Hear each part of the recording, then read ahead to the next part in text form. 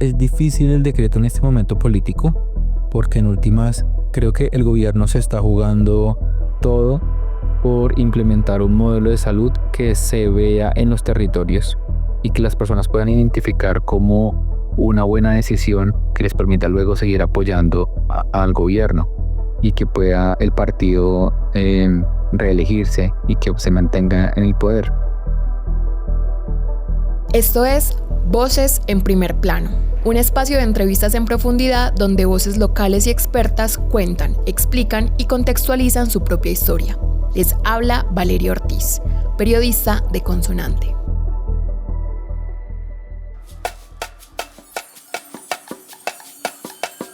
El megáfono. Historias distantes pero no invisibles. Un podcast periodístico de Consonante, donde sonamos juntos.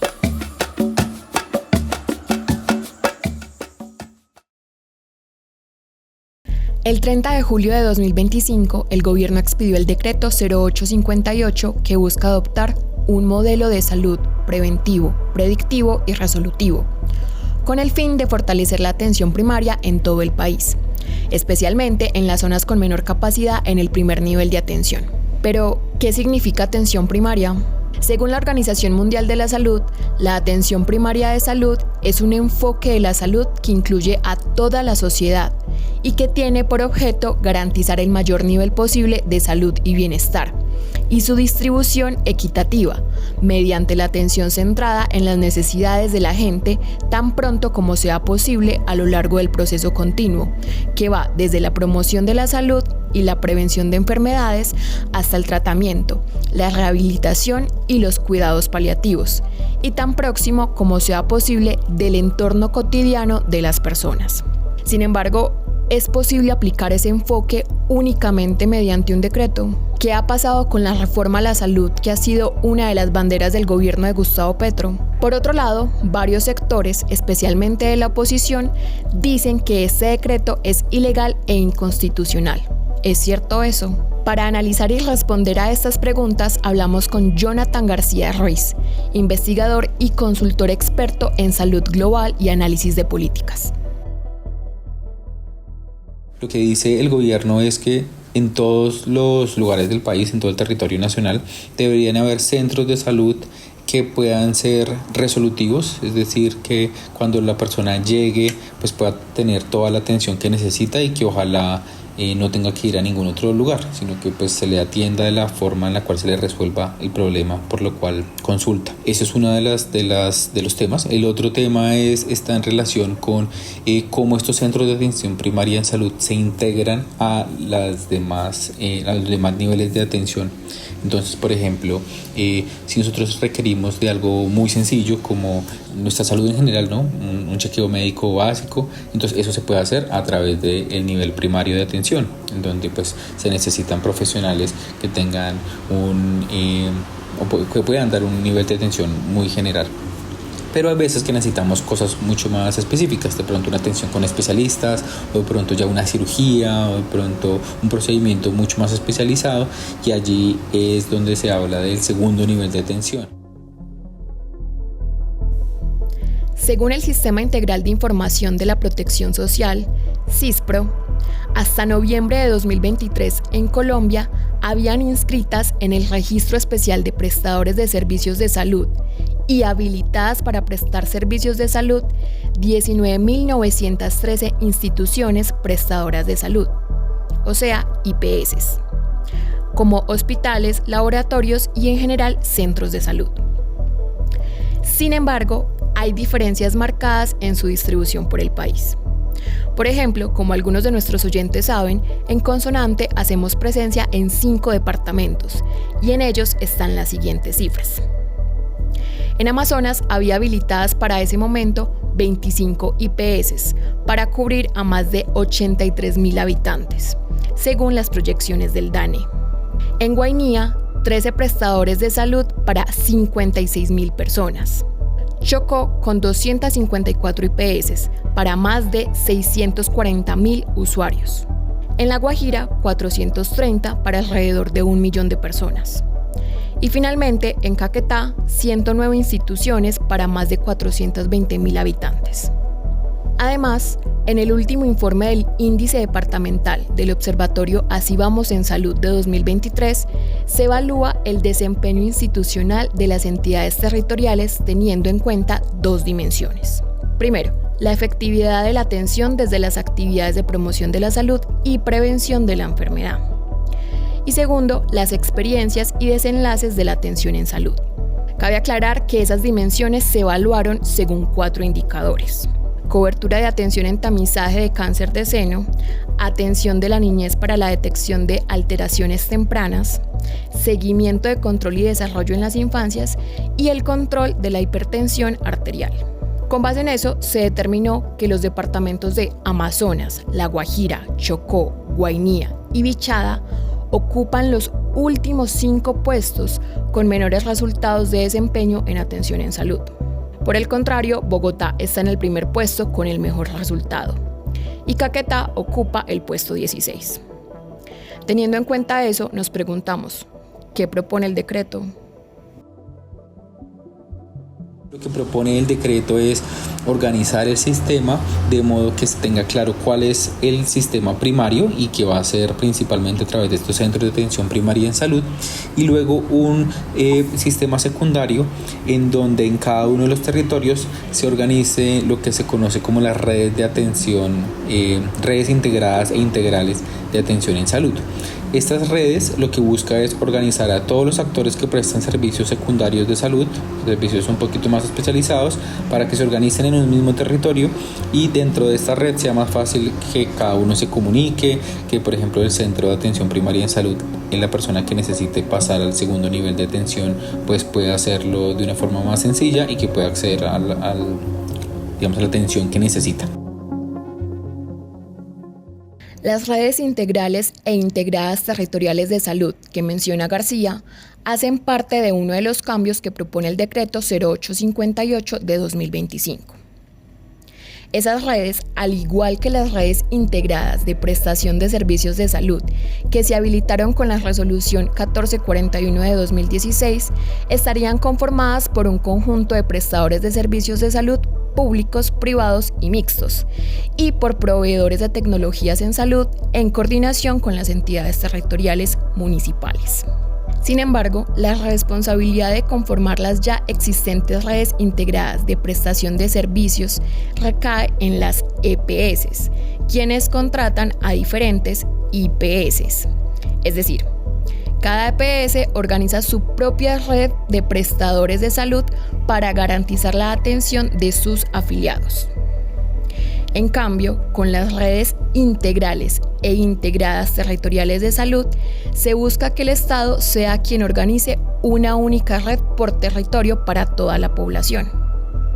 Su propósito es anticiparse a la enfermedad y garantizar la continuidad en la atención, coordinando todos los niveles de complejidad dentro de una misma red territorial, independientemente del régimen o EPS de los habitantes. Todas las IPS pasarían a ser centros de atención primaria en salud y a ser parte de esas redes. Entonces la apuesta del decreto un poco es en organizar los servicios de salud de manera territorial, que eso nosotros hoy no lo tenemos. Digamos, hoy cualquier ciudadano puede inscribirse a cualquier EPS que quiera en el territorio.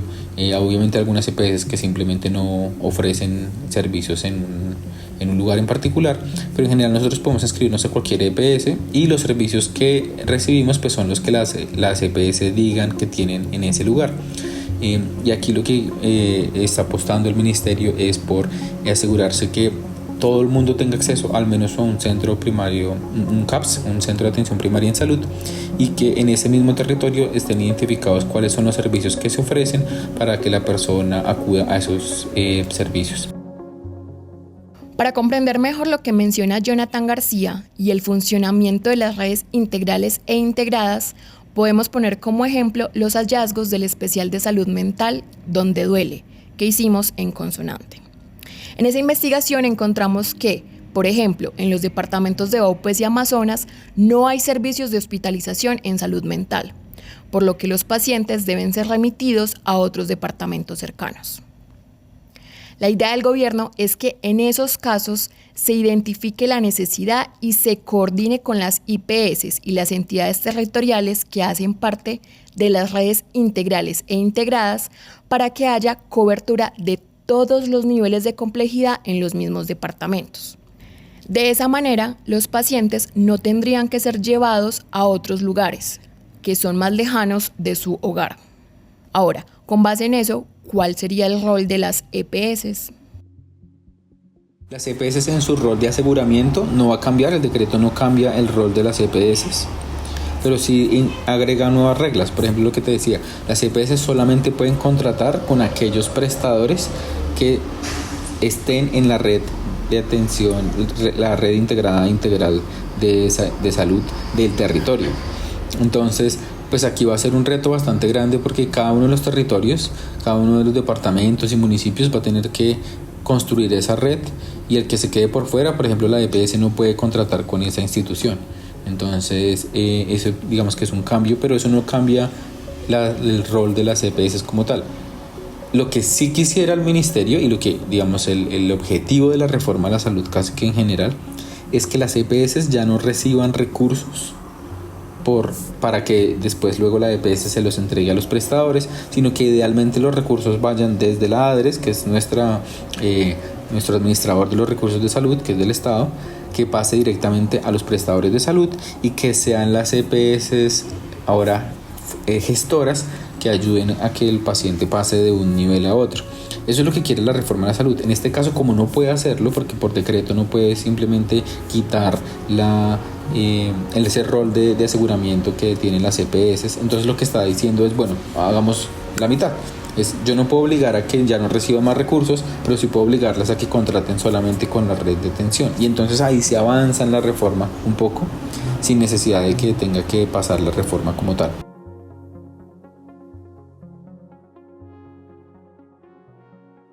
No podemos hablar del decreto 0858 sin hablar de la reforma a la salud. Desde su campaña presidencial, Gustavo Petro propuso reformar la salud con un enfoque en la prevención y la territorialización, donde los recursos, o sea, el dinero público y de las cotizaciones, sean directamente para las IPS. Turno para los comentarios sobre el tema de la salud y el futuro de las EPS.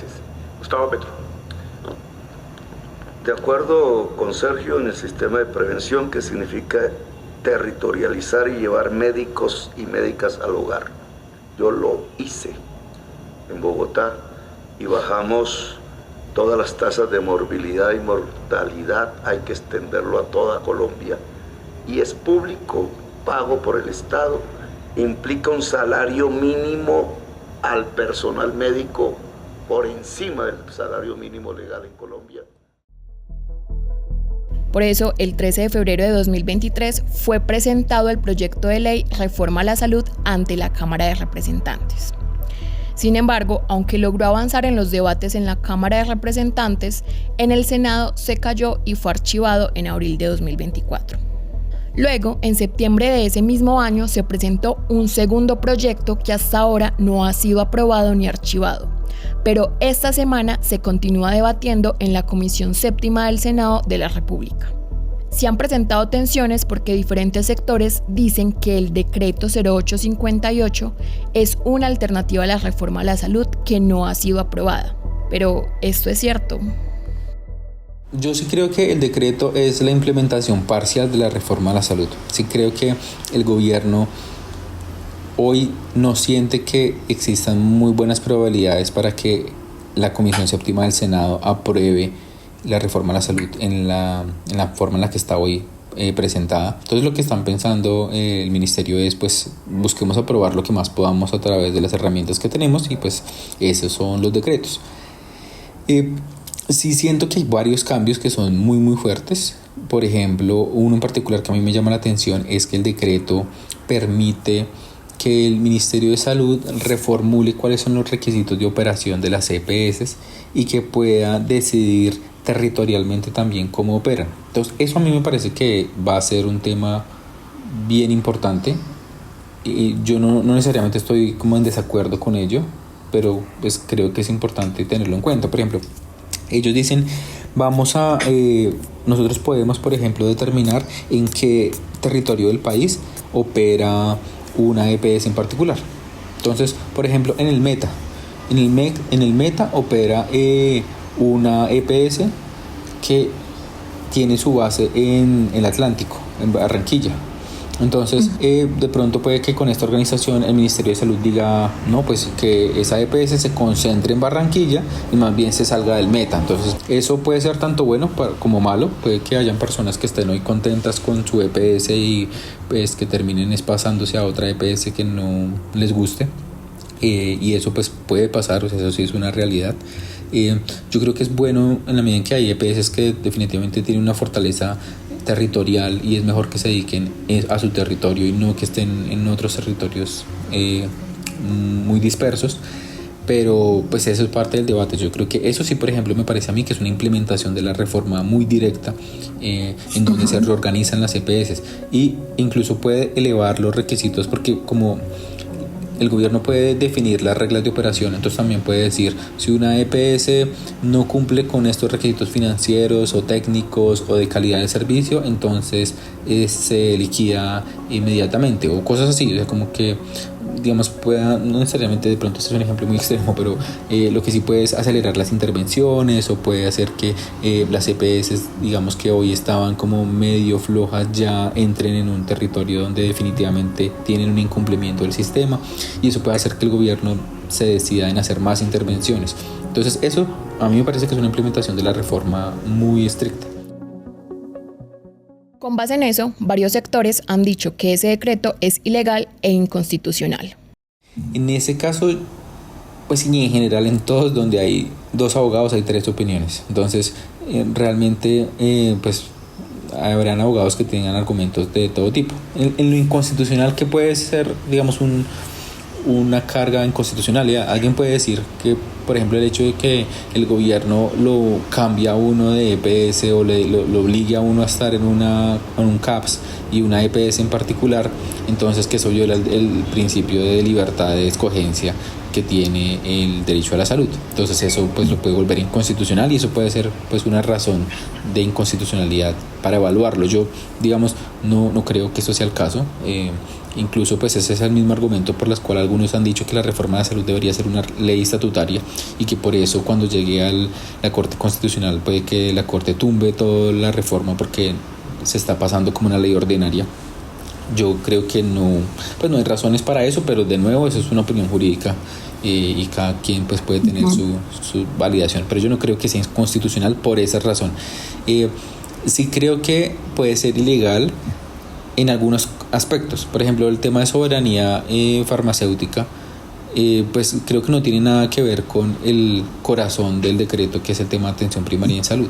Entonces, por ejemplo, esos artículos que incluyeron ahí, pues si no hay como una unidad entre el propósito de una ley o de un decreto con sus artículos, pues ahí se rompe y puede que pueda considerarse nulo ese artículo en particular.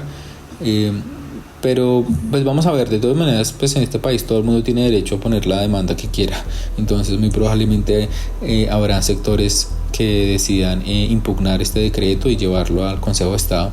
Entonces pues vamos a ver qué se decide. Puede que incluso el Consejo de Estado en una declaratoria de medidas provisionales o medidas cautelares pues decida pausar este decreto también, congelarlo mientras se decide de fondo. Según el decreto, las entidades territoriales de orden departamental, distrital y municipal, junto con las entidades de salud, tienen un plazo de 1 año para reorganizarse al nuevo modelo para que las redes integrales e integradas comiencen a operar. Teniendo en cuenta ese plazo, Jonathan García nos habla de los retos, la necesidad de repensar el modelo de salud y de su panorama frente al último año de gobierno de Gustavo Petro. Yo creo que el decreto y en general la idea de transformación del sistema de salud del gobierno se enfrenta a dos retos complejos. Es decir, yo creo que el gobierno hace mucho bien en repensarse cómo funciona la salud en los territorios que no son urbanizados, que no son grandes ciudades, porque hay muchos territorios en donde solo existe el hospital público. Hay muchos territorios en donde incluso en todo un departamento no hay servicios de oncología para tratar a los pacientes con cáncer. O sea, hay unas desigualdades bastante grandes. Entonces, una cosa es la Colombia en las grandes ciudades, en donde existen todos los servicios posibles, y otra cosa es la Colombia en donde son municipios medianos, pequeños, en donde existen algunos servicios, pero no todos.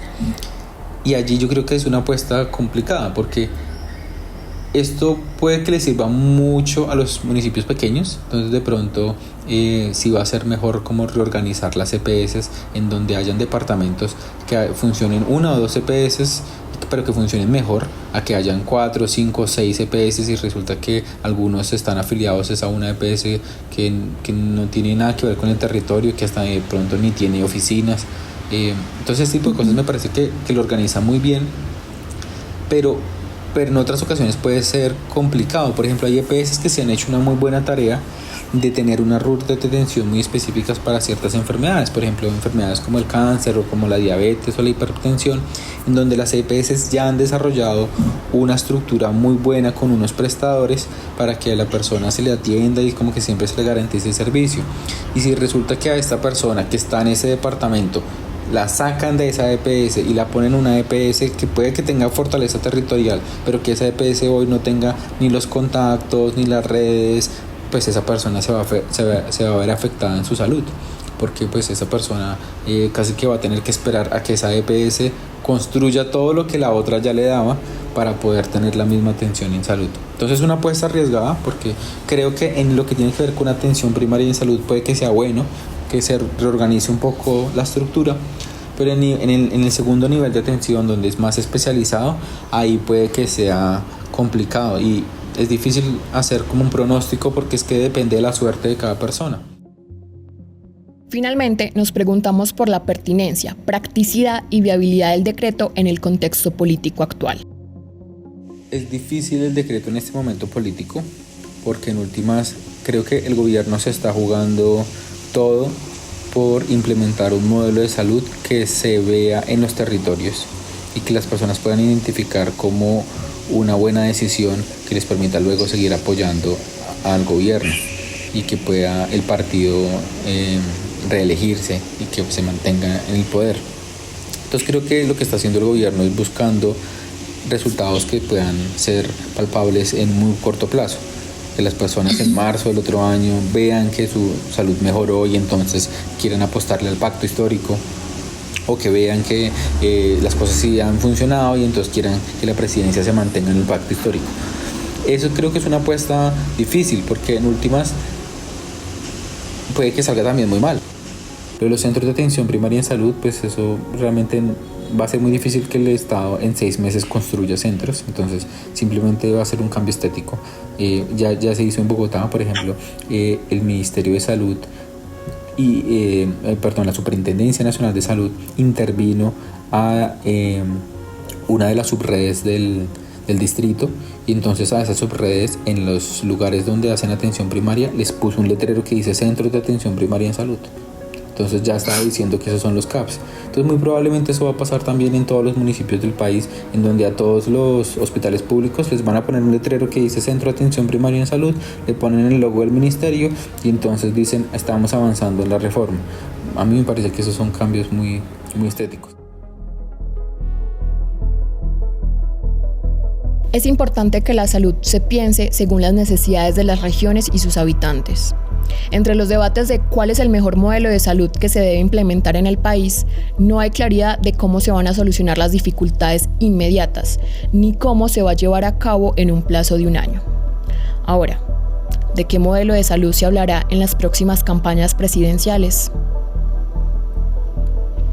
Este episodio hace parte del formato Voces en Primer Plano de El Megáfono. Les habló Valeria Ortiz, periodista de Consonante.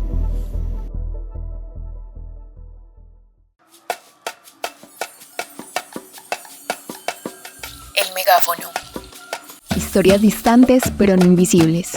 Un podcast periodístico de Consonante, donde sonamos juntos.